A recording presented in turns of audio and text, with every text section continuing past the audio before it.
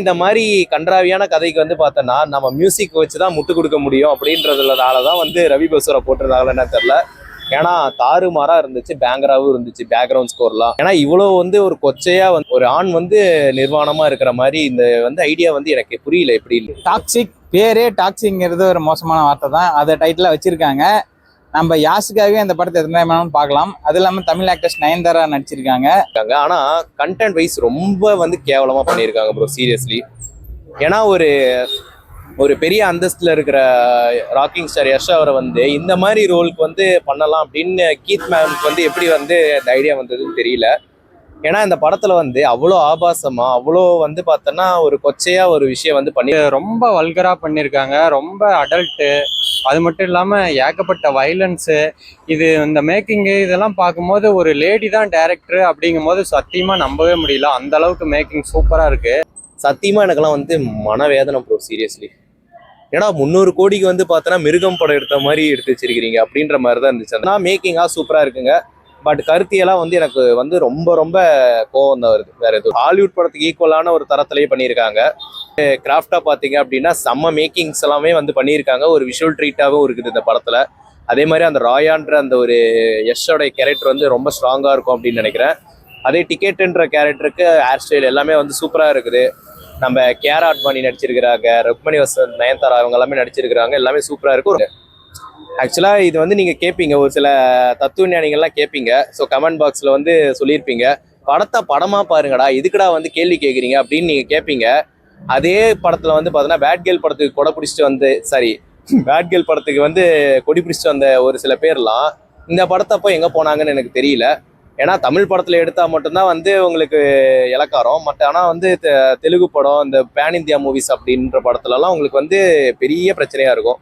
ஏன்னா அந்த அளவுக்கு வந்து கன்றாவியா இருக்குது. நாளைக்கு வந்து ஒரு குழந்தைங்க வந்து சும்மா வந்து கேஜிஎஃப் பட ஹீரோ வந்து நடிச்சிட்டாரு அப்படின்னு நாளைக்கு இந்த படம் ப்ரோ, நான் கலெக்ஷன்லாம் குறைய சொல்ல முடியாது ப்ரோ. இப்போ நான் வந்து சொல்றதுனாலேயுமே இந்த படம் கலெக்ஷன்ல எந்த பாதிப்பும் வரப்போறதில்ல. எப்படியா இருந்தாலும் இவருக்கு இருக்கிற மார்க்கெட்டிங்க்கு 1000 கோடி இந்த படம் வந்துடும். சரி, இந்த படம் என்ன ஒரு கான்ட்ரவர்சியலாவோ இருந்துட்டு போகுது, படத்தோடைய அந்த மேக்கிங் குவாலிட்டி வந்து எனக்கு ரொம்ப பிடிச்சிருந்ததுங்க.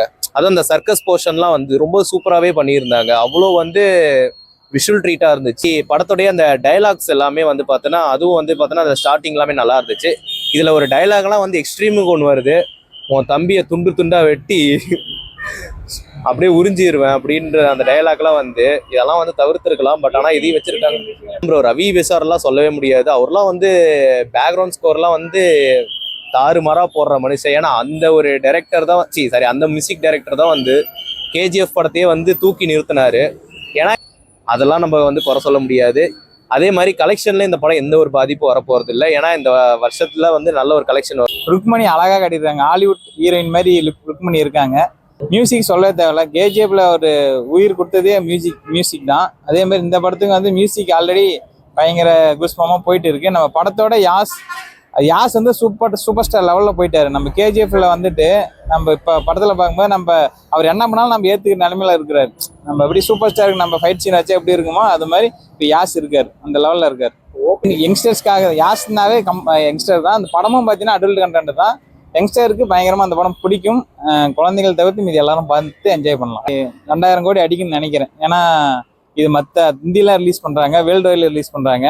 நார்மலாகவே இப்போ கொஞ்சம் விலைவாசி ஆனதுனால 2000 கோடி ஈஸியாக அடிக்கும். டாக்ஸிக் ஆக்சுவலாக வந்து கேஜிஎஃப் ஃபர்ஸ்ட் பார்ட் வந்தப்பே வந்து யாருமே எதிர்பார்க்கல இந்த அளவுக்கு இருக்கும்னு சொல்லிட்டு. கேஜிஎஃப் 2 நல்லா கொடுத்துருந்தாங்க. அதுக்கப்புறம் டாக்ஸிக்கோட ட்ரைலர் டீசர்லாம் ரிலீஸ் ஆனப்போ என்னடா இப்படி எடுத்திருக்காங்க மாதிரி இருந்துச்சு.